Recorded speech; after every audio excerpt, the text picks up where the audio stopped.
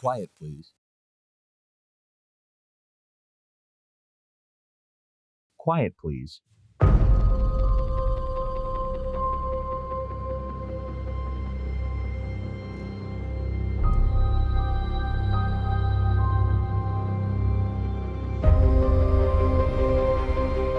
Remember when threats of violence against candidates were an anomaly and not a campaign strategy? In this episode, we take you back to an earlier time where a politician is rattled by what an unknown woman says to him. It's just a reminder that our words can be very powerful. Use them carefully. Foley Mara Studios presents Quiet Please, which is written by Willis Cooper and directed by Chuck and Megan Mara. Quiet Please for tonight is called Anonymous.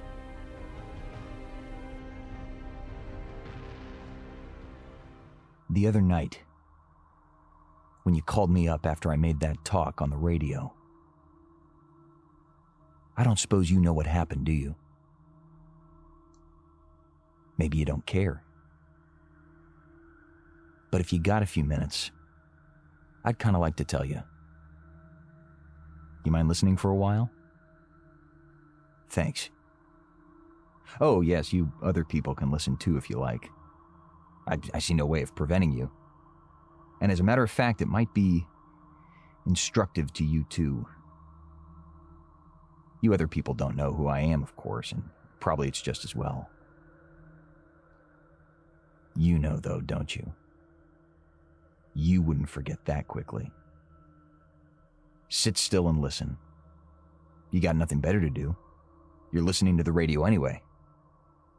Take it easy. Dear lady, you really started things. Personally, I thought it was a pretty good speech.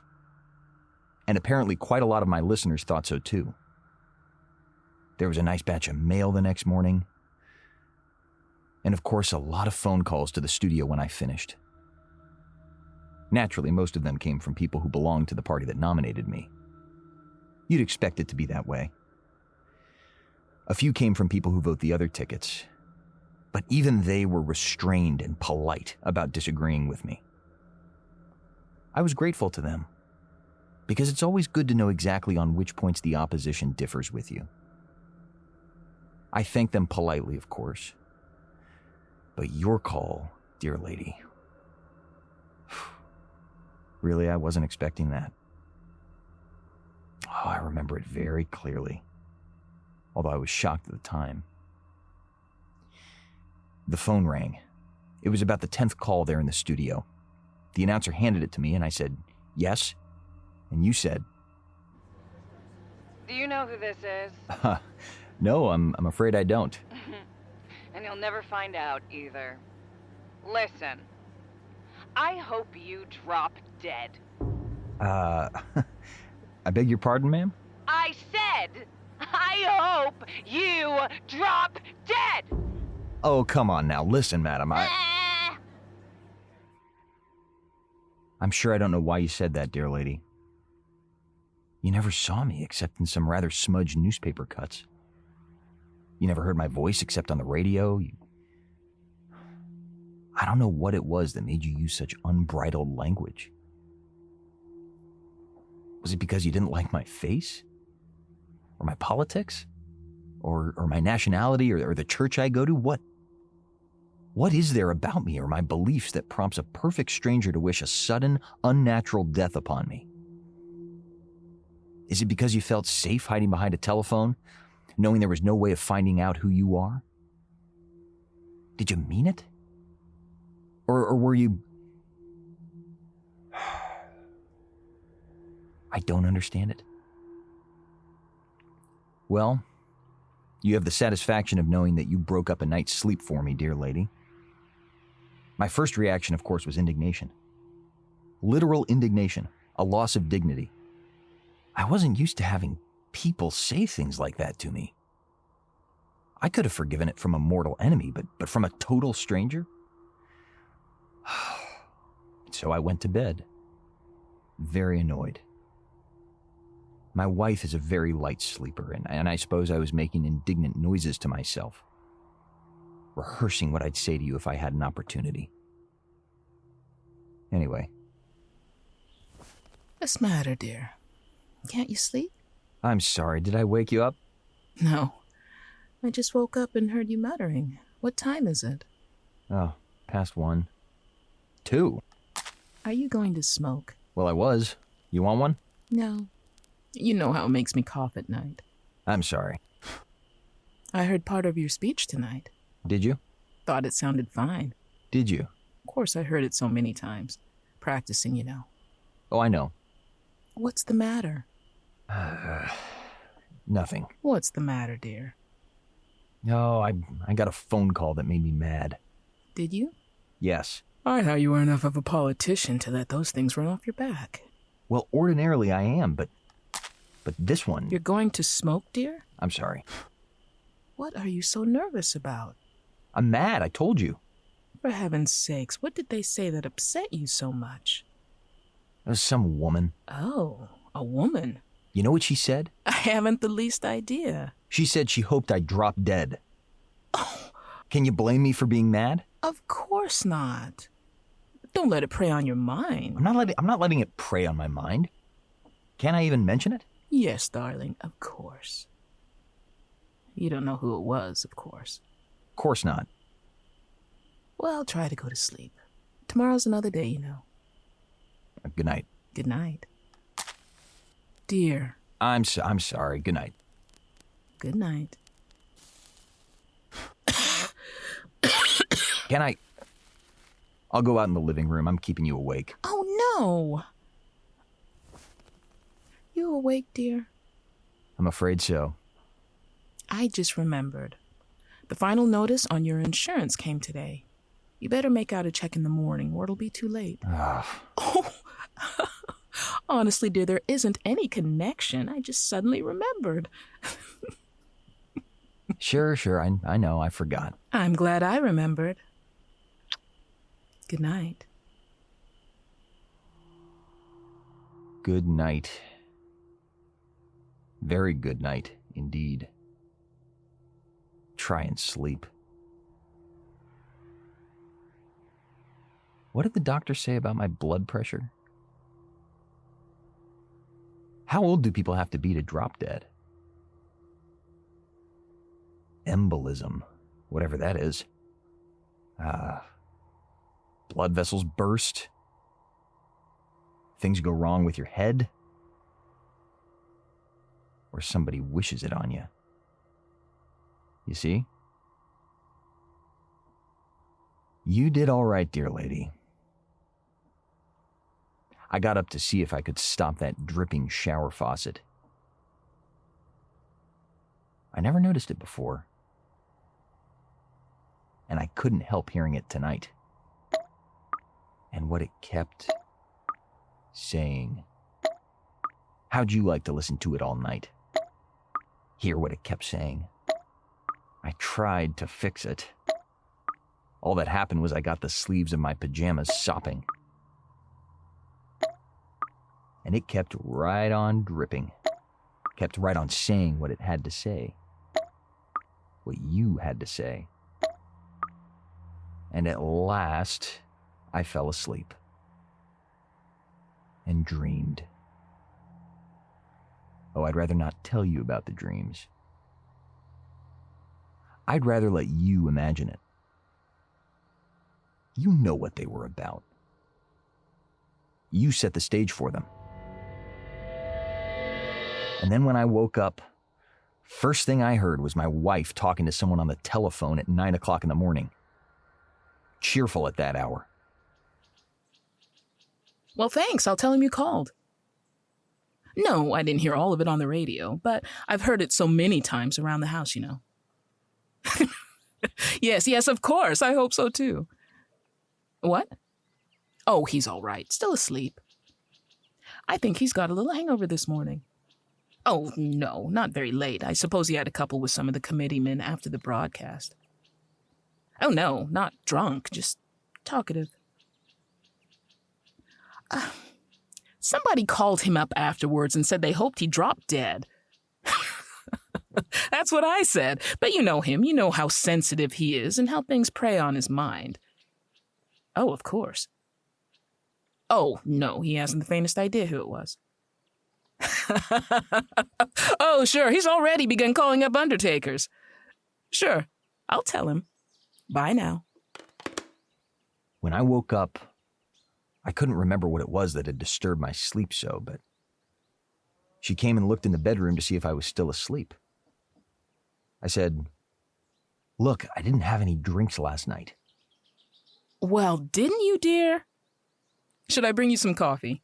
You know I hate drinking coffee in the bed before I get my teeth brushed. Well, then get up. How's your hangover? I haven't got any hangover.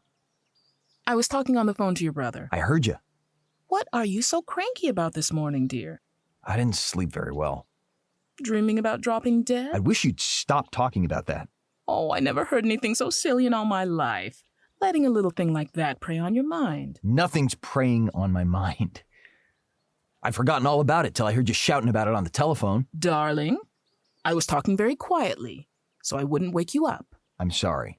You know perfectly well it's absurd to be upset about somebody telling you on the phone that they wish you dropped dead. Dear, will you please stop talking about it? Because it's just plain silly, and you know perfectly well that a person can't wish you to death.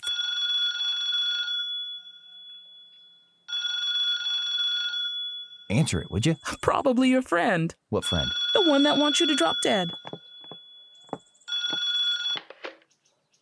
They can, too. Wish you to death. I remember what that Australian fellow told me about pointing the bones. How the witch doctor points a human finger bone at a native he wants to die, and the native just dies. Nobody can do anything about it. He just dies. That's all there is to it. He's wished to death. What did you do? Tell everybody on the committee about that woman last night?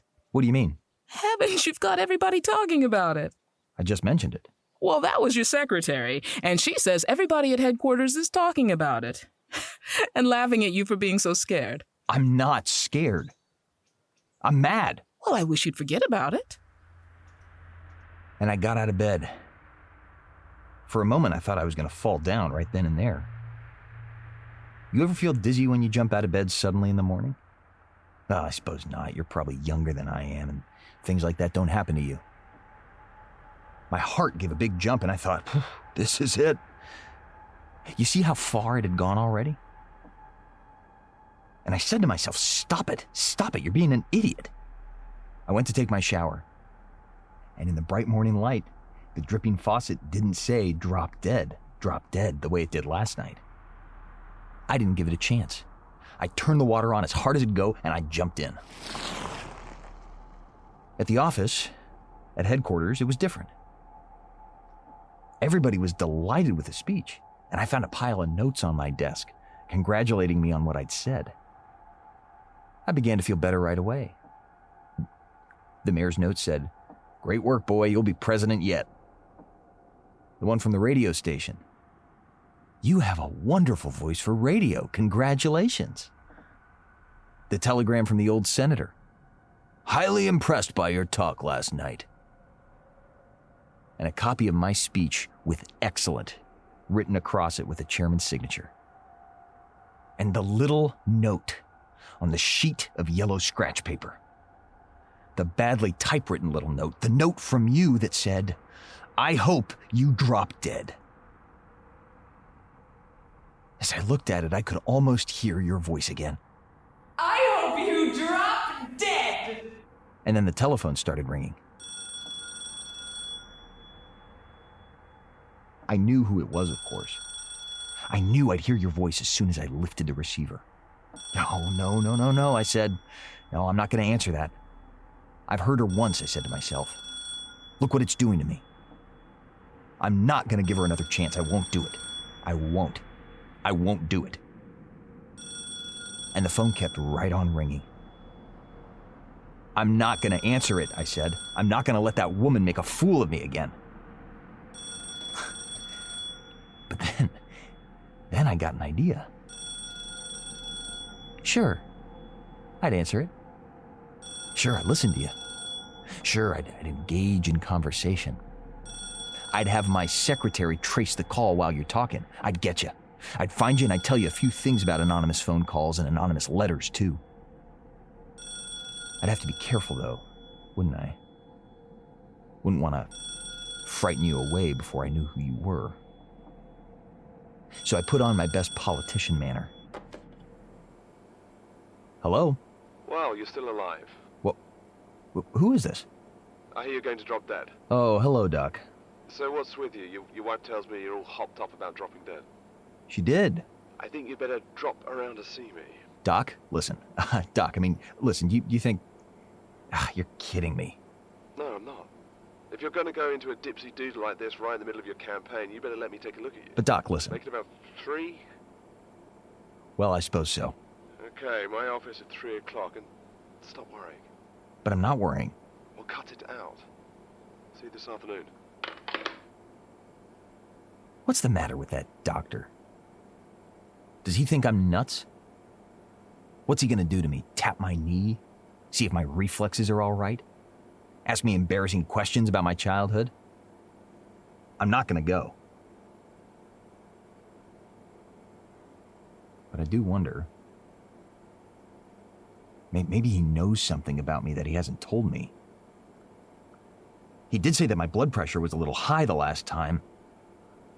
And I didn't tell him about my hands either, or about that pounding in my head when I sleep on my left side. Oof. I wonder if I've really got something wrong with me. A man my age ought to get checked up, once in a while, though. Yes, sir? Listen, I don't want any more phone calls today. Yes, sir. And I'll probably be at the doctor's this afternoon for a while if you want me. Yes, sir. You aren't worried, are you? Worried? What about? About that woman. Hoping you'll drop dead. Will you get out of here? Say, all right. Well? Well, Doc? You'll be all right. Be all right. Sure. Is my heart all right? Yes? Wow. Yes. What's the matter with it? What are you so worried about? The pain in my little finger. What pain in your little finger? This one. The left one. It hurts every once in a while. So... Well, isn't that a symptom of angina? Yes. Oh, I thought so. It's also a symptom of hangnails. Well, Doc, listen. And of mild neuritis. Am I gonna be all right, Doc? Listen, my friend, I've never given you any malarkey, have I? No, Doc. Never tried to scare you or anything, have I? No. What do you mean? I don't want to scare you now either. But you've got to take care of yourself, you understand? You've got to take care of yourself. What is it? Nothing that taking it easy won't fix up. Stop working so hard, stop staying up until all hours, and don't eat so much, and don't worry about dropping dead. I'm not worrying about dropping... I'm not worrying. You keep on worrying about dropping dead, and that'll just what will happen to you one fine day. Don't kid with me, Doc. You think I'm kidding? Then stop at the drugstore and get this filled, 1 after every meal, 2 at bedtime. All right. Then stop worrying. The human mind is a strange mechanism, my boy. One we really don't know much about. You get this dropping dead off your mind. Ever hear the story about the man who was granted 3 wishes, dear lady? The one about the man that was to have his 3 wishes granted on one condition? On condition that he wouldn't think of a hippopotamus while he was wishing. He never got any of his wishes. I never got your wish off my mind either. I came in the house. Well, are you still alive? I went to dinner. Now you're gonna like this dinner. I've got all of your favorites, see? Liver and bacon, Waldorf salad with cottage cheese, the way you like it, buttered carrots even, and for dessert, guess. What? Rhubarb pie. Oh. Well, that's very nice of you, dear. Well, I wanted you to take your mind off this obsession of yours about dropping dead, that's all. I wish you'd shut up about that. I'm trying to forget it. Well, why don't you forget it then? How can I with everybody in town yapping at me about it? I didn't say a word about it. I just said I wanted you to get it out of your mind, that's all. That's all I said. Well, if you'd shut up about it, maybe I could. That's the thanks I get. Making you the kind of dinner you like, spending the whole afternoon in the kitchen, and all this. And you come home and tell me to shut up? I'm sorry. I'm sorry. Well, I'm not going to shut up. I've got as much right to talk as you have. Great big political candidate talking to the voters on the radio and gets all of a twit because some fool woman calls you up and hopes you drop dead. Fine public figure you are. Will you shut up? Probably one of your former sweethearts, one of those beautiful girls you used to yammer about. Caught up with you at last. No wonder she hopes you drop dead. I can't take this. I can't take this. Well, I can't either. Well, you know what you can do about it. I certainly do. Well, then do it. Well, I will. Go on, see if I care. That'll fix your political career for you. Get out of here! And so, my wife left me, dear lady. She turned around as she went out the door and she said, oh, very sweetly, she said, I hope your girlfriend gets her wish, dear. And I sat there in the empty house, and my little finger began to hurt again. I could feel the throbbing in my temples. I felt so dizzy. And that sharp pain in my shoulder. Oh, you'd have been very, very happy, I'm sure. I drank 2 glasses of water. I didn't feel any better. I got to the phone and I dialed the doctor and... What seems to be the matter? Dizzy. I got those pains. In your little finger? Yes, in my shoulder too, and my head's buzzing. Look, I'm eating my dinner. I'm sorry. Take 2 bromides and lie down, you'll be all right. Are you sure, Doc? Good night. So I took the bromides, and I went to lay down on the bed. Felt better after a while. That is, physically I felt better. But mentally... And the phone rang after a while. I got up and answered it. I thought maybe it'd be you. I thought if it was you, maybe I could talk to you and reason with you. Get you to say that you didn't mean it. The bromides made me a little dopey, I guess. The voice on the phone sounded strange when I answered. Who is this? Who is this? Wait, is that you? Whom do you wish to speak to? What number is this? What number do you want? Well, what number is this? What number do you want? Oh, you can drop dead. Hello? Hello? Hello? Hey. Great. All alone with a telephone. Like the old song. Everybody wants me to drop dead. You really started something, dear lady. I wish I knew who you are. You know, a telephone is a pretty terrible thing sometimes. John Crosby said a week or so ago that a telephone is one of the most useful terror devices ever used on the radio. Did you read that? He's so right. Look what it's done to me. A nice telephone that you call up your friends with and wish them a happy birthday. A pretty telephone that rings and says, come on over, we're all having a swell party. And that you use to wish a horrible fate on me. I got to wondering, in my dopey fashion, I wondered if maybe there wouldn't be some trick of fate that might bring me you, dear lady. You see, I'd reason with you, I'd plead with you real nice. I'd beg you to take this curse of yours off me. I wanted to talk to you so badly. I had the strangest feeling that I knew you very, very well. I could close my eyes almost and see you. But how could I reach you? You were anonymous. Somewhere behind a telephone. Oh, it was foolish, wasn't it? But I thought I'd try. Just sit there in the dark with my fingers, feel the dial. Maybe they might find the combination that would bring you. Maybe.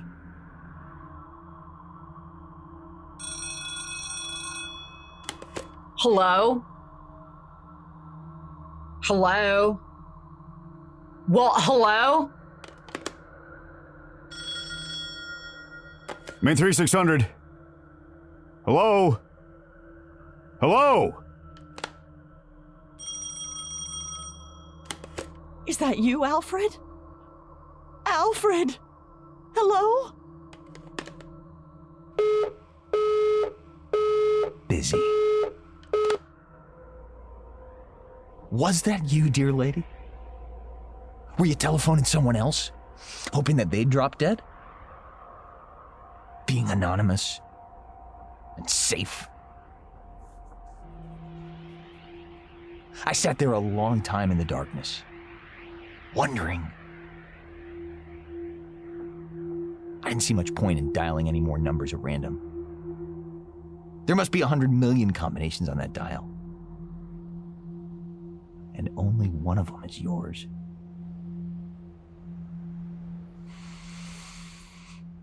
So I got up. And I looked around the room in the dark. You did all right.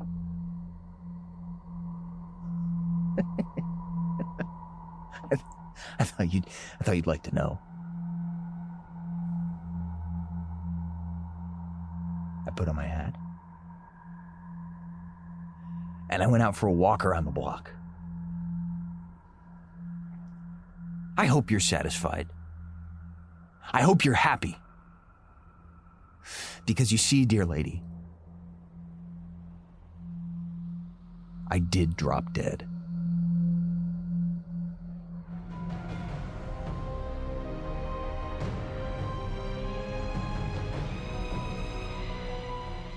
The title of the Quiet Please story you've been listening to was Anonymous. It was written by Willis Cooper and directed by Chuck and Megan Mara. The politician who spoke to you was Andrew Colford. His wife was played by Kat Hammons. The doctor was Patrick McCarthy.